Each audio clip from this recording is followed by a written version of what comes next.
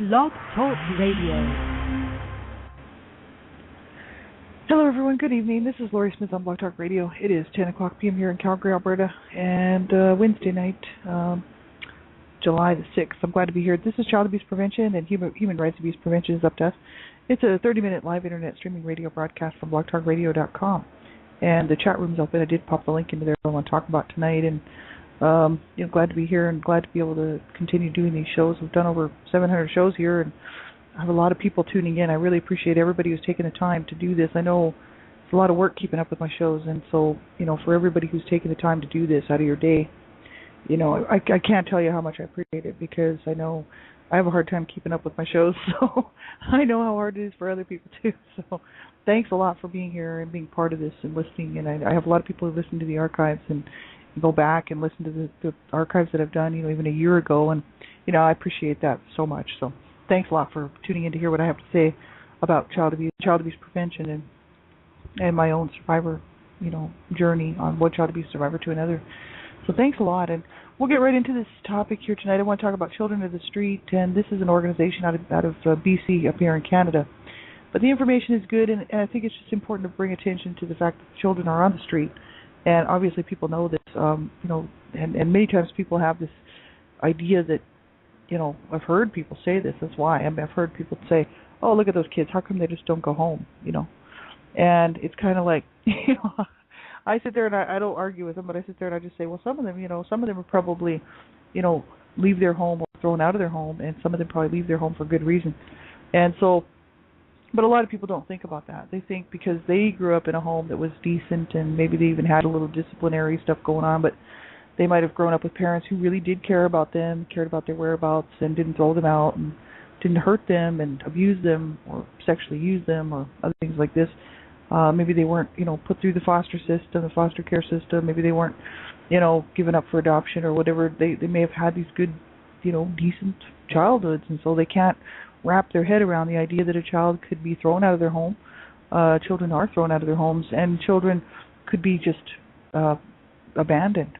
Sometimes that happens. I knew a guy when I was going to junior high. I won't name names, but he went home from school. This was in the 7th grade. And he went home from school, and his family had moved on him. I mean, they completely moved while he was at school, and they left him. And so he went into the system. So very sad, but this happens. And, other children are just abused so badly, they run, and they figure, well, they got a better chance on the street. And some children are throwaway children. They're not looked for. They run away, and then because of the abuse and whatnot going on in the home, the caregivers or parents or whoever is looking after the child doesn't search for them because they don't care if they've left home, right? So lots of kids are throwaway kids, and some are just missing, some are kidnapped and exploited, and then end up in some city or some town somewhere, not knowing how to get home. This does happen, people. This is a reality. Not only that, but then some are prostituted and end up in the hands of people, and they end up on the street that way. So there's so many ways that children can end up on the street. And it's not just all about kids not wanting to follow the rules. I've heard that so many times in my adult life, right? You'd be listening to people say, oh, these kids, they just don't want to follow the rules. They don't like the rules at home. So this is the attitude that I've heard. I've had people tell me this. They say, oh, they don't like the rules at home, and so they don't want to have to follow the rules, so they run away, and they leave home, and they think they're smart and all this. And I'm thinking, it's not fun for these kids to be on the street, and many of them probably think they're safer on the street. Unfortunately, they're not. But the mentality behind it is that if their lives are being threatened at home, or they're being sexually used at home, they figure, what's the difference of being on the street or being at home? At least their chances are better away from home. So many children will run away, and young people and teenagers and whatnot will take off because they feel that their chances are better on the street. And I know that I had many thoughts like that growing up, in my own situation, where I was weighing the consequences. I thought, well, if I stay here, I know what the constant is. If I stay in my home with the abuse that's going on, at least I know what to expect. And it's my family, so so it's not a stranger's. It's not somebody who's going to get a hold of me on the street and rape me. It's not somebody who's going to get a hold of me, and in some foster care situation and abuse me and be a stranger. At least I know what I'm in for here in my home. So. And I also was kind of fighting to stay in my home because my mother was always throwing me out. So I was kind of forcing her to take responsibility for me, and I wanted to be accepted as one of the siblings. I was the only one thrown out of the home out of 7 siblings, and there was siblings of mine that were involved in illegal activities, going to prison, going to jail. They were using drugs, and they were up to no good, and they weren't getting thrown out of the home. And I couldn't figure out why at the age of like 13, 14, I was getting thrown out of the home when actually I was actually a pretty good kid and was going to school and wasn't really doing anything to warrant that. But my mother had it in for me, so she used to just do whatever she could to hurt me. So she knew that would hurt me if she threw me out. So, I was actually kind of sort of fighting to stay in the home, so I didn't run away. And I did used to sleep away from the home. Like I'd stay away from my home for periods of time, but I didn't disappear for a year or 6 months or whatever. And I used to think even if I did that, no one would look for me. And I think that's pretty well true, because my family was so dysfunctional and so distorted. Their thinking patterns were so distorted that, had I gone missing or taken off, my parents would have probably said, "Oh well, too bad, good for her, she's gone," because that was their attitude. They did not care about us. They wanted to kill us, and they used to threaten to kill us, and they used to try to kill us. So, pretty sad, but this is the reality of it. So that's why I stayed in my home, and I had to think very clearly for many years on why I did what I did, and that's the reasoning I came up for it. Because I had to search my heart, and I found that that's exactly what it was. It's pretty harsh. It's incredibly hard for these kids. And this particular organization, Children of the Street Society, out of BC, British Columbia, up here in Canada, I just stumbled across their website looking for information about street children. And, there's some information out there, not a whole lot, but these guys specifically dealing with workshops and getting the word out about child sexual exploitation and whatnot. And they said here, Children of the Street Society takes a collaborative and comprehensive approach to preventing the sexual exploitation of children and youth. And they said, we know that investing in preventative measures means a decrease in the need for intervention and enforcement services, and is cost effective over the long term. And we offer a variety of preventative programs. So they're out of BC, British Columbia. So this is their website, and it's www.childrenofthestreet.com. That's easy enough to remember.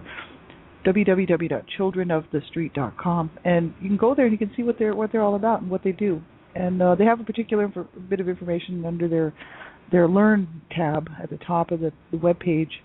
And that's what I want to go over, because they're talking about sexual exploitation and the issue and what it is. And I think it's so important that people, pay attention to sexual exploitation of children. Children are being exploited all the time sexually, and this is really horrific and sad, because we see these headlines rolling up. I'm the Canada Regional Director for Dream Catchers for Abused Children, just in case somebody's listening and doesn't know. And we this is what we're dealing with all the time. Children are being sexually abused and sexually exploited in every way, in every level, and everywhere around the world. Mainly, we're always mainly focusing on North American issues, right? Because that's where we are. But the thing is we know this is happening worldwide, and it's absolutely horrific. I'm very much interested in international issues of child rights and stopping child abuse and child exploitation worldwide. And so are we all at Dreamcatchers for Abused Children. But we do mainly focus on North America because we want to help our own country first, and I think it's very important that we get involved and fix what's going on here, before we start trying to figure out what we're going to do to help the children around the world. This is absolutely pathetic and twisted, that there are so many children that are missing, quote-unquote missing. Where are these children? These children that are missing, quote-unquote missing, are not missing. They are somewhere. They're either dead or they're alive. That's the truth of it. If they're alive, where are they? They are probably involved in some form of child sexual exploitation. This is absolutely horrific. They said sexual exploitation is the sexual abuse of children and youth, and involves the exchange of a sexual act for money, drugs, food, shelter, transportation, love, acceptance, or any other consideration. The Criminal Code of Canada defines a sexually exploited youth as under the age of 18, while the Child, Family and Community Service Act defines a sexually exploited youth as under the age of 19. The issue, the sexual exploitation of children and youth, is a growing concern for communities throughout British Columbia, really around the world, right? Due to the underground nature of the crime, it is impossible to accurately count the number of youth who are sexually exploited in British Columbia. Estimates state that between 100,000 and 300,000 children and youth are sexually exploited throughout North America at any given time. Now get your head wrapped around that one. 100,000 to 300,000 children and youth are sexually exploited throughout North America at any given time. That's the average. That's what they've come up with for the average. That's horrific. Oh my God. You know what I mean? Like, no, this is so wrong. And something, if we don't speak out against this, there's something wrong with us. I know lots of people who sit back and don't say a word. No, it's no big deal. Better thank your lucky stars that you're not one of these children being sexually used until you just die or killed or murdered. Or you're just so used up that you just die from illnesses and diseases and injuries, and you just throw it out and bury it somewhere or dropped off somewhere. You want to be real happy you're not one of them kids. And, this is the whole issue. I put myself in their shoes, right? Because I know how harsh it is for these kids out here. Like, this is absolutely unacceptable.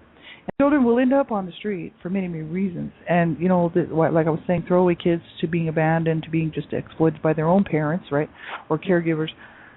And, it just shouldn't be happening.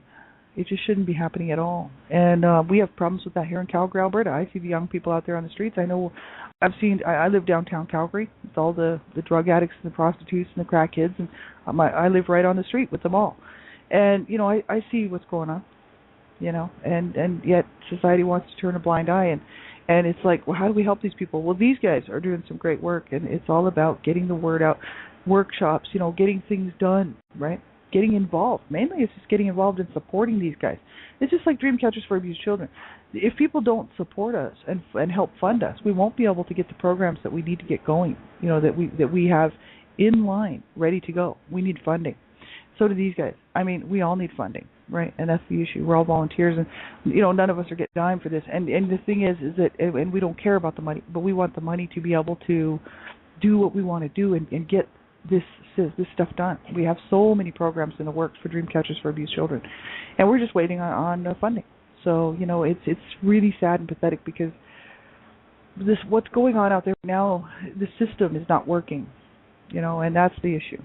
It's not that I'm running down the system or anybody that works in it, because I thank God for anybody who's doing anything to try to help save children's lives and try to help protect children. But the system doesn't work, and it's proven. And so there's millions and billions of dollars going into organizations that have been around for a long time, where there's so much red tape and garbage going on that they can't even help a child if they wanted to. And then you find that there's all these other little, grassroots organizations that are out here making a difference. But it's hard for them to get funding because all the funding is going to these other huge conglomerate government organizations that are eating up the money, and nothing's getting done. And children are slipping through the cracks. And children are dying, And with that kind of money being pumped into the system, you'd think something would be done. With that kind of money being pumped into the system, you would think there would be child abuse prevention courses going on in every school, nationwide, reaching the young people, healthy parent-child relationships and all kinds of workshops where the children actually have to pass it. They have to take the courses and pass it throughout, all the way through high school. They shouldn't even be able to be allowed to graduate unless they can pass a course that they understand what child abuse is and how to get help if they can't cope, so that they don't become the next set of abusers. Because that's exactly what's going to happen. But that's a little bit off topic. But anyway, that's what I'm griping about. So, this is just it. Like, sexual exploitation occurs in neighborhoods of every type, rural towns, safety of the suburbs, to inner city neighborhoods. Sexual exploitation ranges from the sex trade to youth exchanging a sex act for a place to stay, to family-supported exploitation. This is very sad and tragic, but it's true. Lots and lots of the child porn out there is perpetrated by the parents. I hope people know this, and I hope people realize this. It's not always stranger danger stuff. A large portion of the child porn out there, when they actually bust these people, they find out that these pornographic images and videos were made and created by the parents, and it is the parents that are abusing the children sexually, and then putting it out for other pedophiles and other sick and twisted people who get off on this stuff. And it's incredibly wrong, but a lot of it's family supported. So sexual exploitation of children and youth is not a female-specific issue. Males are also sexually exploited, and that's just true. I mean, that's a given nowadays. People back in the old days, I think they didn't realize that. But see, I live on a prostitute street, basically, in the city where I live, and there's a whole male prostitute section. And there's a whole female prostitute section. And, you see these young guys out here, and you think, oh, my God, they're probably 16 years old, 15 years old out here, trying to make money out of selling their body. You know what I mean? And you think, what kind of a life has that person had, and what kind of a life are they going to have? It's tragic. It really is. It's just unfortunate. They said 300,000 children and youth are sexually exploited throughout North America at any given time, and they said some examples of sexual exploitation include street-level sex trade, indoor venues, brothels, massage parlors, child sexual abuse images, child pornography, right? Survival sexual exploitation, family, peer, or relationship-based exploitation, and gang or organized crime-supported exploitation, internet or phone-based exploitation. And so it's so horrific what's actually happening to these children out here. And this is, people say, well, how can we prevent this?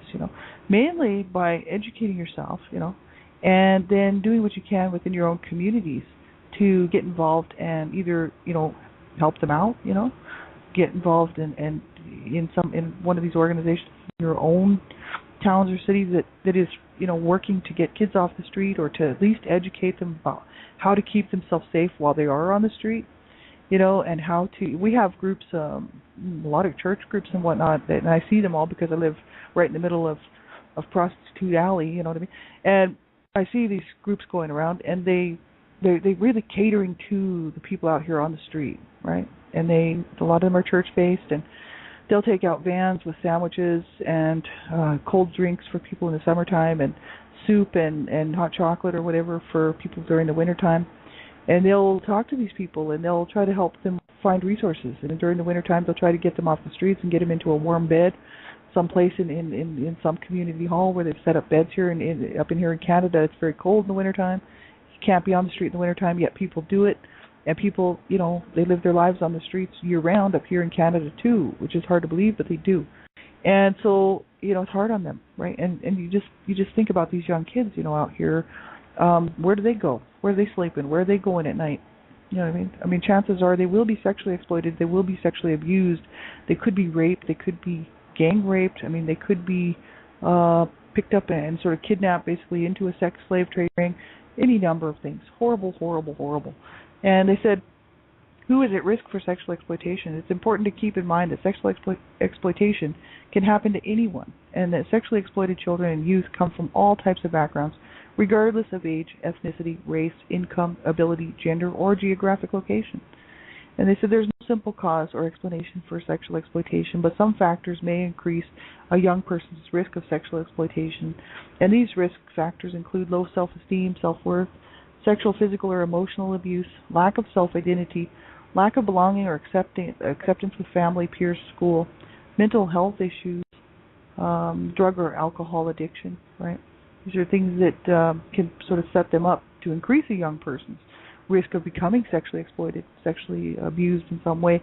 And I mean, I know myself growing up, I was abused as a child sexually, and a sibling incest, and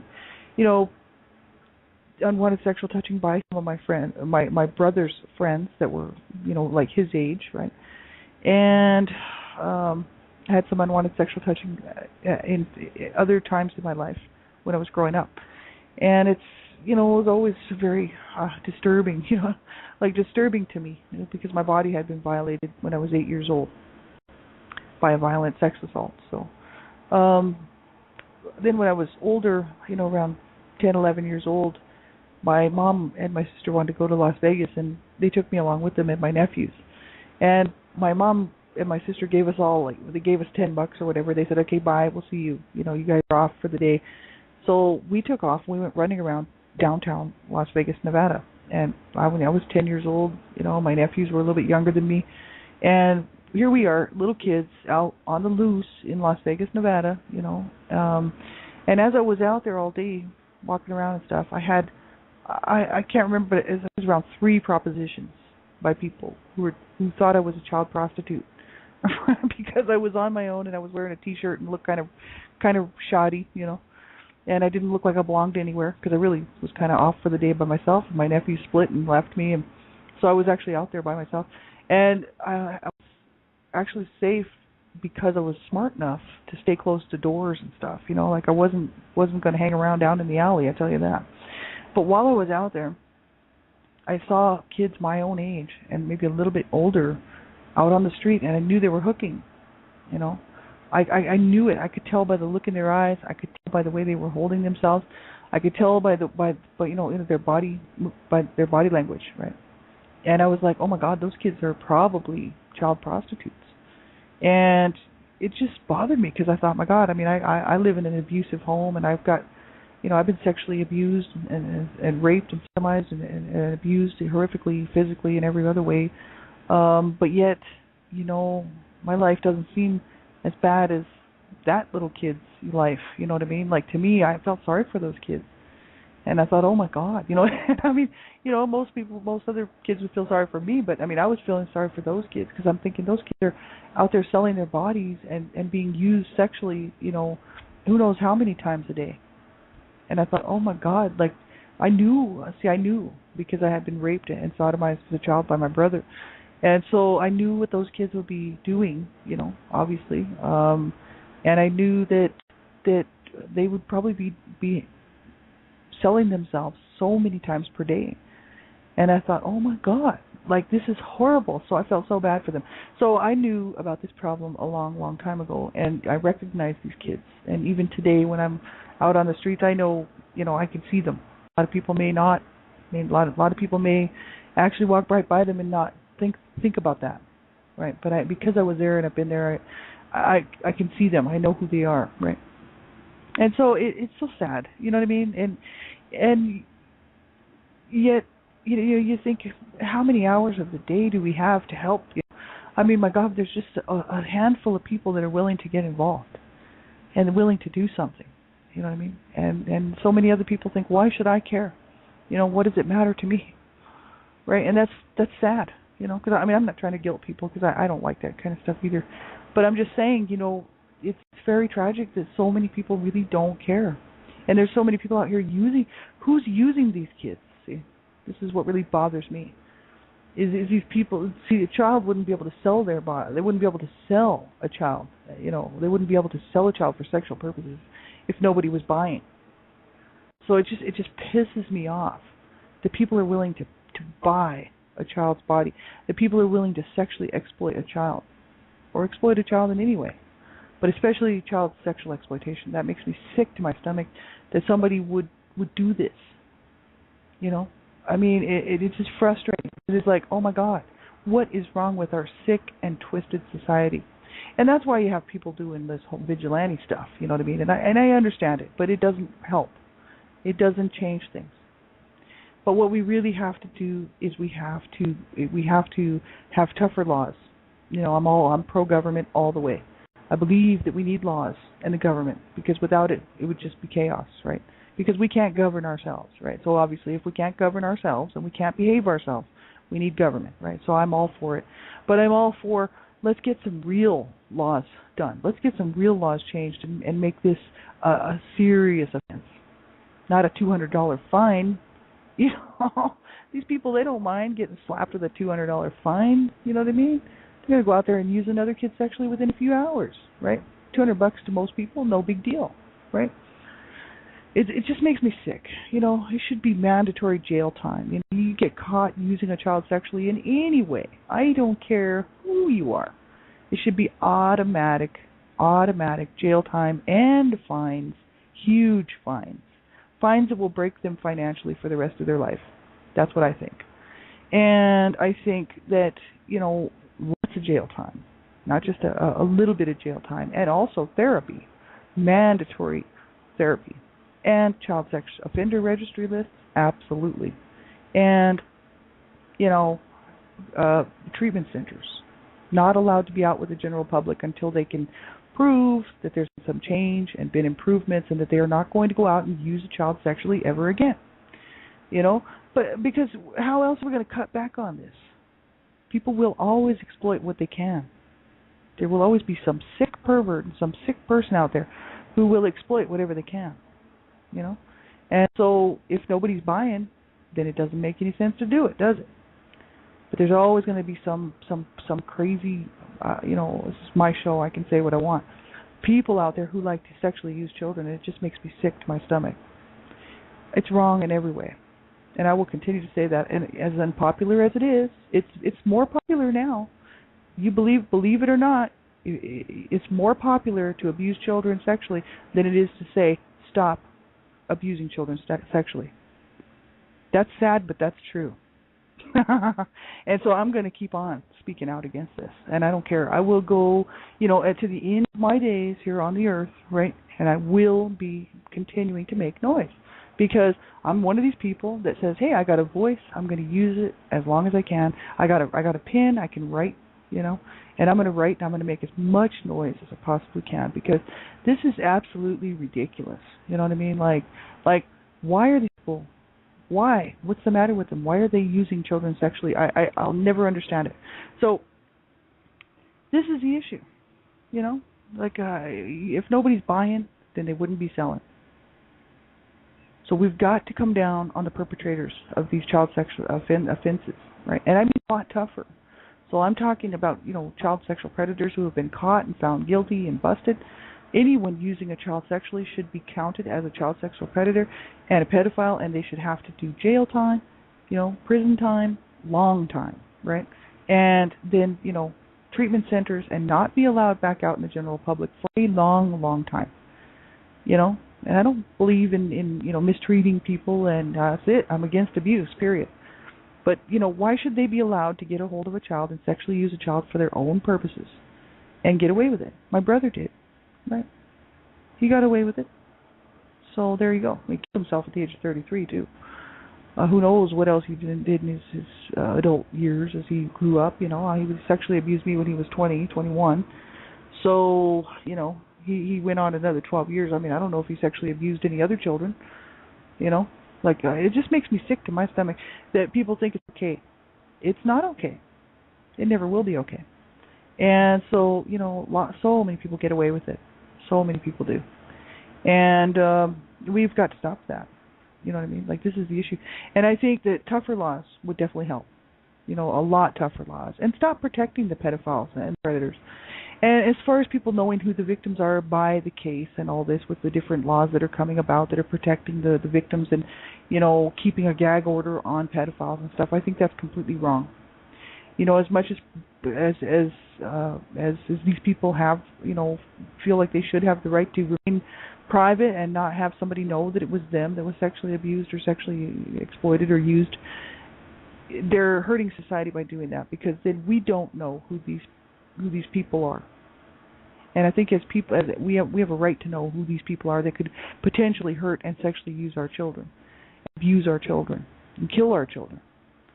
I mean, I'm talking about our society's children, right? This is just not right, and we have the right to know who these people are. I'm a big proponent for that, and I think that it's our right that if we want to get a hold of that information, we should be allowed to get a hold of it. And we should have access to it. Because I know if I was a parent, I would want to know who was around my child, and I would want to know who in the neighborhood was convicted of a sexual offense against a child. And I would want to know who they are, where they live, and I would want to be very closely keeping an eye on them. Because I would not want my child to be sexually abused or exploited or abused in any way, right? And so I think parents have the right to ask for that. And I think that there should be no such thing as a gag order on who these convicted pedophiles and child sexual predators are. And, I don't care. I'm just one more person out here speaking out, but I will be writing so many books. I hope you will all pick up my books. And, A Life of Death, The Redemption is my story. La Vida Juvies is also my story. I'm also writing another sequel. And I will be writing a lot more books, and I hope that you will pick them up. And, I'm going to keep the prices low. Pick them up, pass them around, give them away, whatever, read it, pass it on.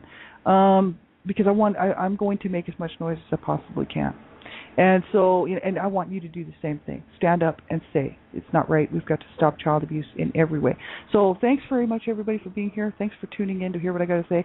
Have a great night. I'll be back on tomorrow morning, one child abuse survivor to another. And, just have a great night. And do all you can to be a voice for these kids out here. They certainly need all of us, right?